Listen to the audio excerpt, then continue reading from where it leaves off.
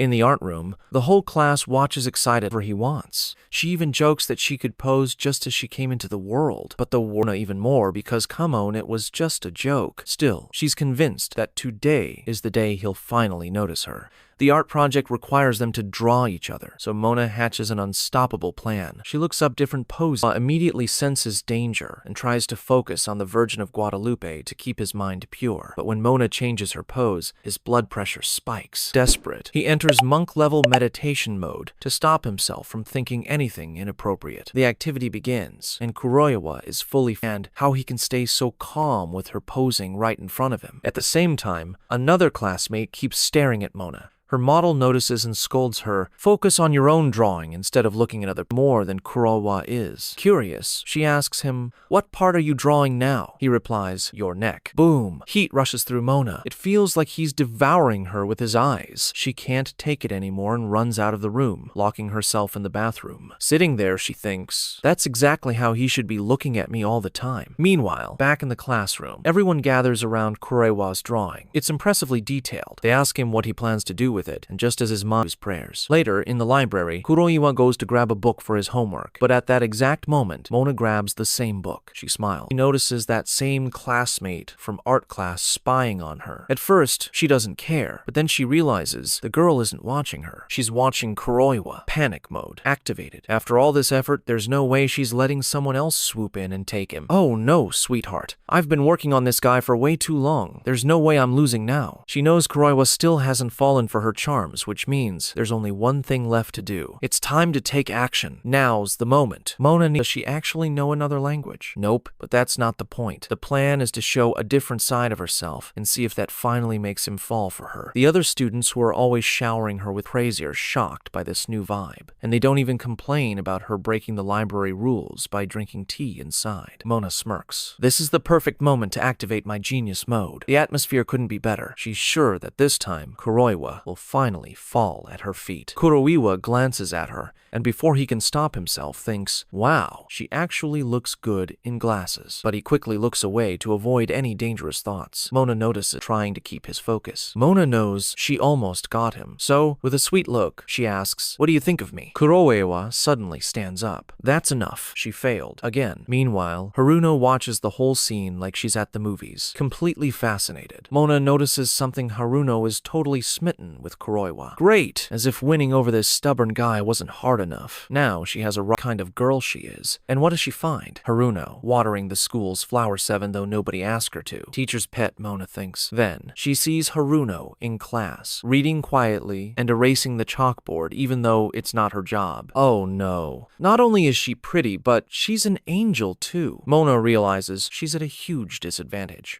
She sneaks a peek and notices Shy says she's embarrassed to be looked at like that. Unlike Mona, Haruno is modest. That's the last straw. Mona storms out to the school track and starts running, trying to burn off her frustration. Back in the classroom, Mona admits to herself, Haruno is way sweeter and more delicate than she is. And if that's the kind of girl Kuroiwa likes, then she's doomed. But then something happens. A boy walks up to Mona and hands her a book she had asked for. She smiles, thanks him, and speaks to him in such a soft and affectionate way that the poor guy practically melts on the spot, and that him with compliments. I've never even told him I like him. And just like that, a new idea is born. On the school rooftop, Kuroiwa is relaxing, feeling the wind on his face, when out of nowhere a handkerchief flies toward him. He catches it midair, and then Mona appears, smiling. Thanks for catching my handkerchief. She pretends to be suppressed cute, charming. Now all she has to do is start completely in love with her. I love coming here to relax too, Mona says, flipping her hair and giving him a look full of meaning. Kuroiwa just hands back the handkerchief, trying not to fall into her trap. Mona is determined. She wants to tell Kuroiwa how much she likes him, but when the moment comes, the words eyes wide. She grabs it quickly and hides the screen. Mona notices just can't see it. Worst answer ever. Now that Mona knows she's not supposed to see it, she wants to see it. Show me, Mona demands, trying to stay calm. No, Haruno replies, already taking a step back. And then Haruno takes off running. Mona doesn't think twice. She sprints after her like she's escaping immigration. Show me that phone right now.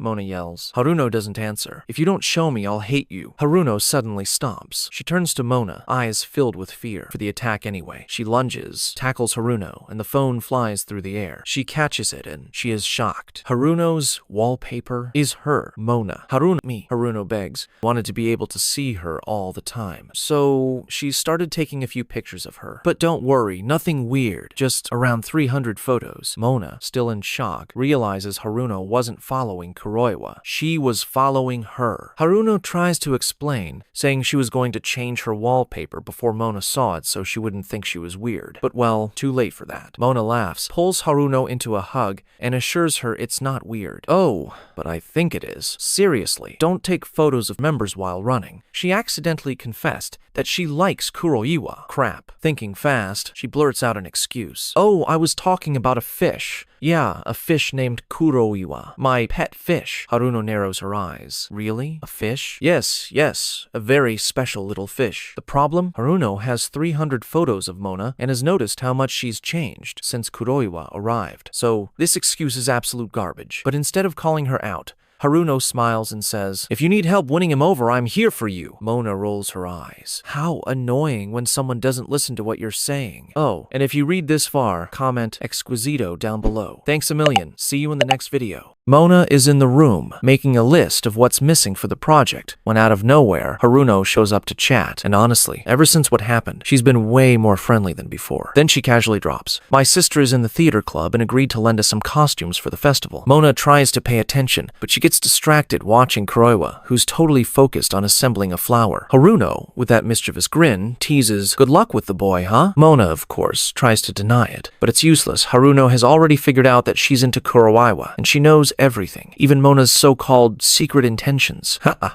Meanwhile, Kuroiwa can feel someone staring at him, but he just keeps working on the flower. Mona and Haruno head to the theater hall to check out the costumes, and wow, there's a whole variety. Haruno even suggests, why don't you try on the maid outfit? Mona immediately sees through her plan Haruno just wants to see her in something provocative. So she fires back, no way, you're crazy. If you want, you can try it on after I leave. Haruno pushes a little more, but eventually gives up. Then she changes the subject and asks, have you heard about the school legend? Mona looks clueless, so Haruno starts explaining. It's about the Path of Fate, which happens during the festival. Some call it the Bridge of Love. Look out the window, see that bridge between the buildings. They say that if you hold hands with someone you like there during the festival, you'll fall in love forever. And she adds, that's why so many new couples pop up after the festival. You should try it with Kuroiwa, huh? Mona gets annoyed. Oh, cut it out, Haruno. Just then, another girl walks into the hall and calls Haruno over for a private chat about the costumes. Mona is left alone, deep in thought. She starts reflecting, if I keep acting all giddy over a guy, my queen bee reputation is done for. The solution? Make Kuroiwa fall for her instead, and the school festival is the perfect chance. She starts plotting, I'll use these disguises to win him over. She scans the options. There's the maid outfit, a ghost costume, a police uniform with a miniskirt. Yes, a miniskirt, and even a butler suit, in case he's into different tastes. And then there's the secret weapon, the bunny outfit. But when she sees it, she realizes it's way too bold. Even for her. Better leave that one aside, she thinks, and then wonders, why the hell does the theater club even have something like this? What do they use it for? And then bam, Kuroiwa suddenly enters the hall. No knocking, no warning. He sees Mona with all those costumes and asks, what are you doing dressed like that? Flustered, she stammers, I'm just trying them on for the festival. Kuroiwa starts picking up some papers they needed when Mona hears footsteps approaching, and then panic.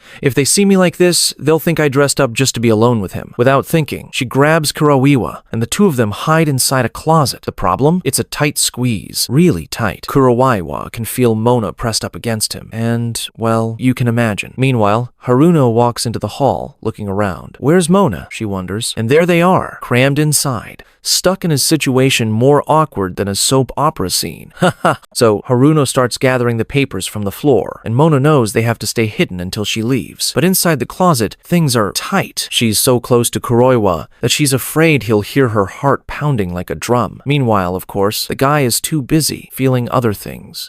Mona tries to put as much distance between them as possible, while Kuroiwa mentally recites every saint he knows. Mona can feel Kuroiwa's warm breath and she's already thinking she won't last much longer. Luckily, someone calls Haruno again, and she leaves the hall. Finally, they can get out of that closet. Mona even feels bad for dragging Kuroiwa into that situation, but then she remembers she used the secret weapon, that bunny outfit, and not only did he see it, but he also enjoyed the view for several minutes. She looks at him to check his reaction, and Kuroiwa just stands there, distant and relieved to have escaped that awkward situation. Mona glances at herself in the mirror and admits, yeah, this outfit really is pretty bold. That must have been uncomfortable for him. But surprise! Kuroiwa notices she looks a little unsettled, and to lighten the mood, he casually says, you look good, but yeah, you're showing a bit too much. Then he quietly slips away, leaving Mona completely flustered. She gets annoyed, thinking, wait, I wasn't supposed to be the one falling for him, he was. Meanwhile, Kuroiwa is walking through the hallways, regretting what he just did. He feels guilty for complimenting her and is already planning his repentance. 100 Our Fathers and 50 Hail Marys. Ha! The guy seriously feels like the biggest sinner in school. The next day, Mona arrives at school and sits next to Kuroiwa. She's unsure how things will be between them after that compliment. Did he finally fall into her trap? She greets him cheerfully, but Kuroiwa just gives her a grumpy look, like someone stole his last snack. She's like, what the hell was that? The festival day arrives, and Mona's group sets up a bunny-themed cafe. The waitresses wear bunny ears, and, well, that's about as creative as they got. But surprisingly, the students love it. Everyone is stopping by to see Mona, who looks absolutely adorable. Even Sahim, a girl who's at the cafe, sticks around despite her friends insisting they go somewhere else. They tell her, the person you're waiting for is in the kitchen, so there's no point staying here. And they're right. Kuroiwa is back there, completely focused, preparing the food. But of course, the kitchen guy's asterisk didn't asterisk at bunny ears. Seriously, the festival's theme execution is kind of half-baked. Then, it's finally Mona's break time, and she sees the perfect opportunity. She walks up to Kuroiwa and says, hey, want to take a break with me? He responds with his usual serious face, I don't need a break. I actually work. Mona insists, reminding him that he's been there for hours and must be hungry. To prove he's fine, he takes a bite of the food he's preparing and says, there, hunger solved. Mona is frustrated. She thought she was making progress, but Kuroiwa is only pulling away more and more. She thinks, asterisk, he's probably embarrassed about what he said, but I'm not letting that stop me, asterisk. And so, the saga continues. Oh, you're gonna love this story. So picture this, everyone's in the festival spirit, right? And of course, there's that tradition of trying to catch your crush. Haruno, who never misses out on anything, decides to join the fun. But she has a unique plan. She grabs Kuroiwa, the guy, who's always serious about work sticks, a pair of bunny ears on him, and, with zero shame, orders him to go out with Mona to hand out flyers and attract more people to the event. Kuroiwa tries to resist, but Haruno, being the boss, gives a firm order. You're going, and that's final. Mona, of course, thanks her, and Haruno even throws in a cheeky good luck with a smirk. And just like that, off go Mona and Kuroiwa, wandering through the school corridors. Mona is keeping an eye on everything, trying to find something that might catch Kuroiwa's attention. That's when they pass by a haunted house, and wow, it's well done. Mona almost jumps in fright and tries to steer Kuroiwa away, but he's fascinated by it. A bit uneasy, she asks if he wants to go in, secretly praying he'll say no. But Kuroiwa, even though he tries to play it cool, is dying to check it out. Mona thinks, well, if they tested it before, it can't be that scary, right? Asterisk. And so, in they go. At first, everything seems pretty tame, until bam, a realistic zombie jumps out of nowhere, nearly giving Mona a heart attack. She has to admit, it scared the hell out of her, but she's already planning her revenge once she finds out who was behind it. Kuroiwa, concerned, turns back to check on her, and Mona, totally embarrassed, quickly makes up an excuse, saying the scream came from another girl. You know how it is, nobody wants to look weak in front of their crush. They keep walking, and Mona is trying to keep her cool, but then another zombie appears. This time, she manages to hold back her reaction, but Kuroiwa was too busy admiring the haunted house's details to even notice. He even mentions that it reminds him of his hometown. Meanwhile, Mona is surprised to see him having so much fun, and then the unexpected happens. Mona's skirt gets caught on a wooden tombstone. She tries to pull it free, but has no luck. When she asks Kuroiwa for help, she realizes he's so focused on the scenery that he hasn't even noticed what's going on. When he finally does, the situation turns even more embarrassing. Her skirt is hiked up, leaving very little to the imagination. Completely mortified, Mona manages to free herself and dashes out, the tombstone still stuck to her. Meanwhile, back at the bunny cafe, Haruno is burning everything in the kitchen because she's too distracted, wondering how Mona and Kuroiwa's date is going. Back at the haunted house, Kuroiwa finally removes the tombstone and even hands it back to the zombie, apologizing for the mishap. The zombie, totally chill, just shrugs and says, "Don't worry, man, you've got a hottie with you." Mona, still flustered, decides she's not, letting Kuroiwa pick the next place. She drags him off to get some crepes, seizing the chance to get closer to him. When she gets a little cream on her face, she asks him to wipe it off for Herbert Kuroiwa, ever the shy one, awkwardly dodges. And to make things worse, a bird swoops out of nowhere and steals Mona's whipped cream. Kuroiwa, not wanting to share his own, quickly scarfs his down before she can even ask. Oh. Then they head to the concert, but Mona is struggling to see the stage. And what happens next? Well, one thing's for sure, she's not giving up on winning over Kuroiwa that easily. All excited, Mona asks Kuroiwa to carry her on his shoulders, except there's a small problem. Wasn't Kuroiwa. It was a random guy who just looked like him. After the concert, they go to a balloon animal making activity. Mona makes a little balloon dog and comes up with a cute ideas, uses it to give Kuroiwa a tiny kiss on the cheek. But then she thinks, I should make it even cuter, and decides to draw a little face on it. And then bam! The balloon dog pops right in her face. Meanwhile, Kuroiwa admires his own balloon with pride. Damn, this actually turned out awesome. Mona, she's at peak frustration. The whole day has been a disaster, nothing has gone right. And worst of all, zero progress with her crush. Time is running out, there's only an hour left of the festival land. She has no idea what to do anymore. That's when she looks around and spots the famous Bridge of Love, packed with couples. Maybe this is her last chance. Meanwhile, back at the Bunny Cafe, chaos has taken over the kitchen. No one can get a single dish right, and Ensagi, completely out of patience, throws in the towel. You know what? I'm done. And just like that, she heads back to the club.